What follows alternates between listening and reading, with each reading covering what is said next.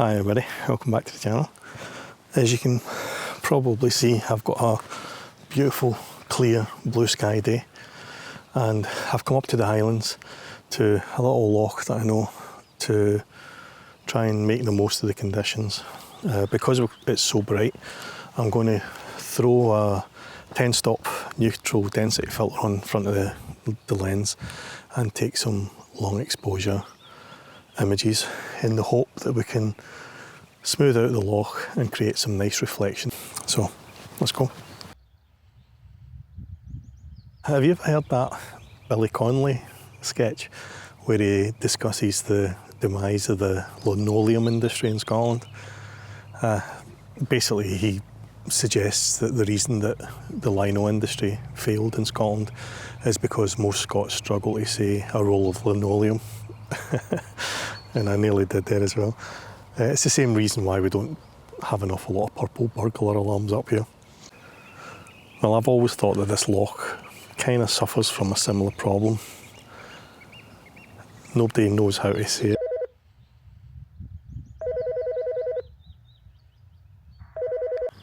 Alright mate, fancy a sunrise tomorrow? Aye, brilliant. Where do you want to go? I was thinking that wee loch up in Glendochart. Alright, I don't think I know that one. What's it called? See, that's the problem. I'm not really sure how to say it. You don't know how to say it?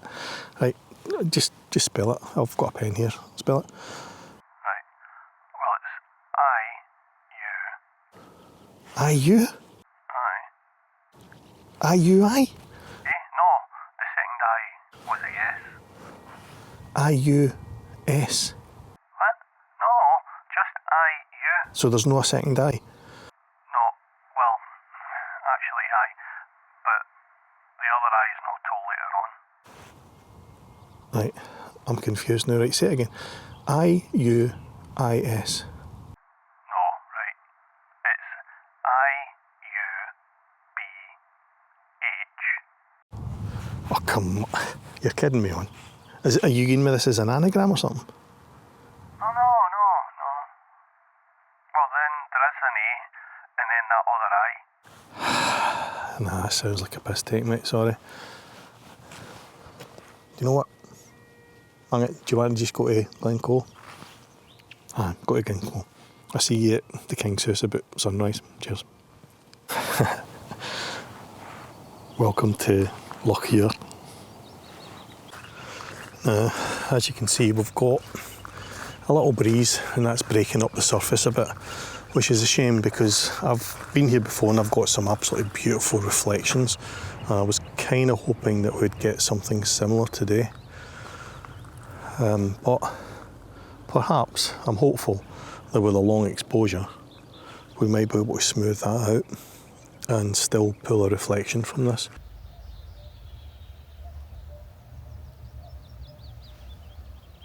I don't know if the microphone's picking that up, but we've got a cuckoo on the other side of the loch, presumably in those trees over there.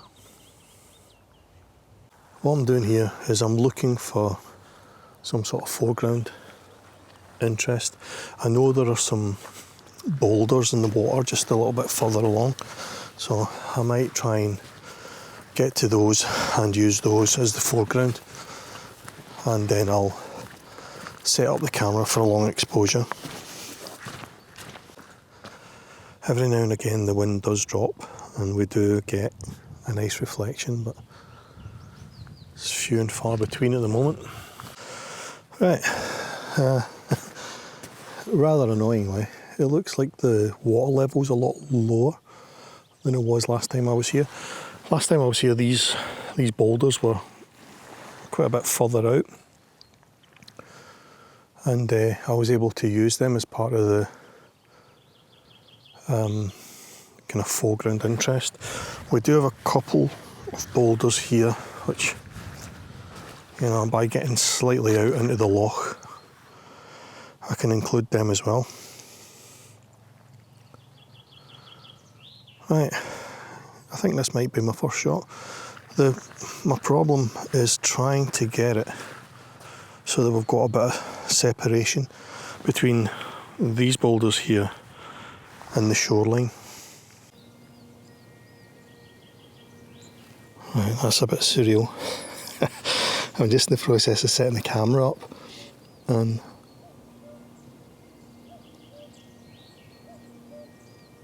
someone's playing bagpipes.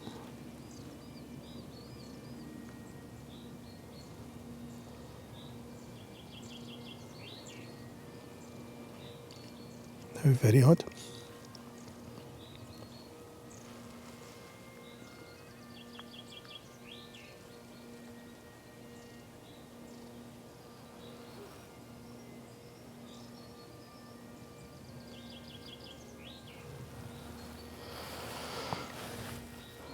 Right, anyway, to the image. I've got down quite low so that the gap between these stones and those stones are a bit smaller, although it actually looks slightly better higher up as well, but I'll take both. I've got a polariser on the lens at the moment, and I'm taking a couple of test shots, and then I'm going to pop the 10 stop neutral density filter on and drag the exposure out to hopefully about a minute or so. That's very off-putting.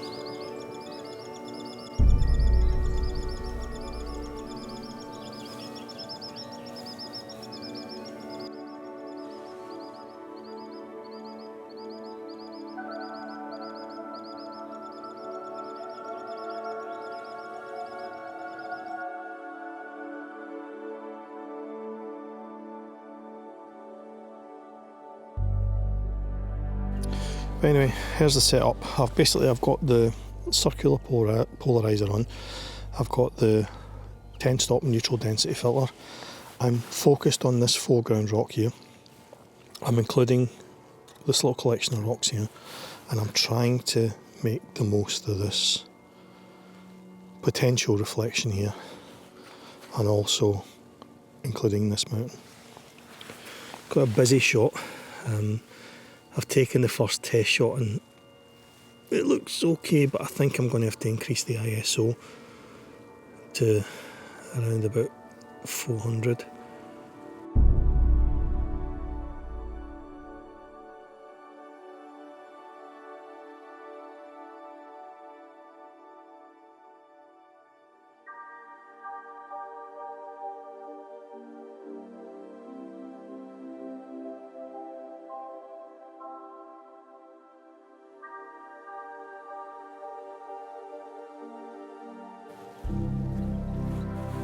We do have some reflections starting to form over there, so I might change my emphasis and move my attention in that direction. See if we can make more of those reflections, and there are a couple of boulders down there, so I can probably try and utilise them as well. Oh great, now we've got Flower of Scotland. I'm going to get a copyright claim on this video now. Cheers, thanks.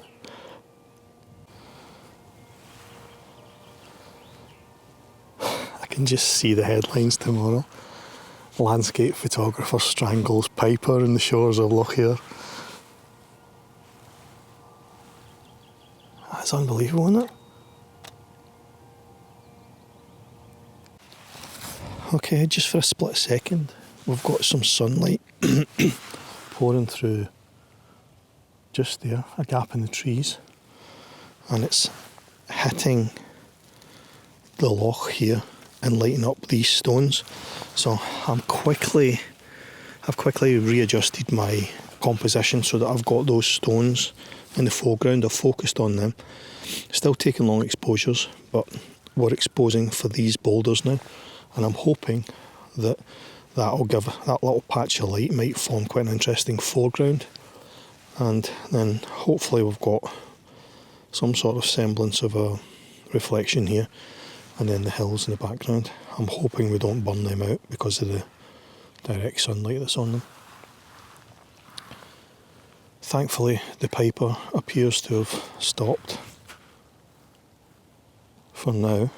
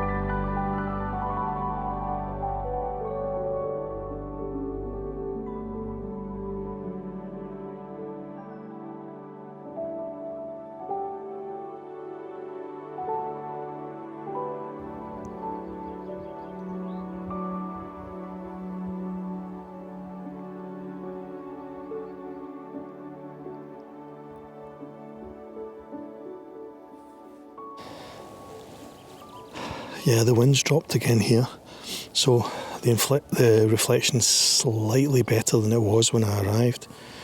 So I'm just trying to grab a couple of shots before the inevitable wind picks up again.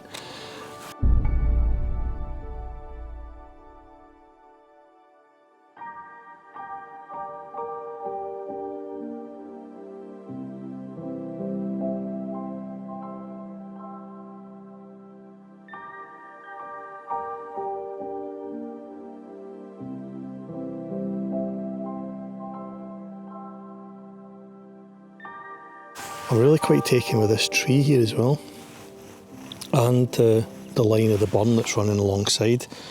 I think because of the reflections that they're generating, that looks quite interesting and all. So I might quickly change lens, change over my 24 to 105, probably take it into about 90, possibly even all the way up to 105, and try and close in on those two. Is that not typical? By the time I got my lens changed over and swapped over the polarising filter and the neutral density, the wind's picked up again and I've lost the reflection. Typical. I'm going to give it a couple of minutes to see if it improves. And yeah, it's kind of ruined over that way and all.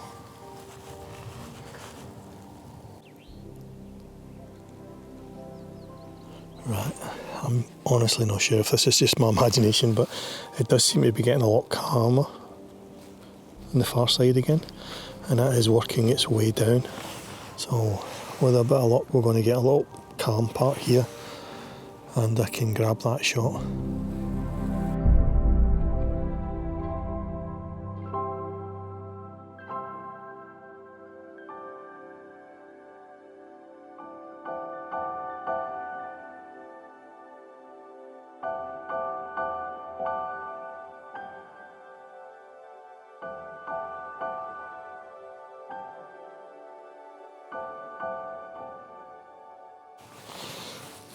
Yeah, as you can hopefully see, the smooth patch of water has worked its way down the loch.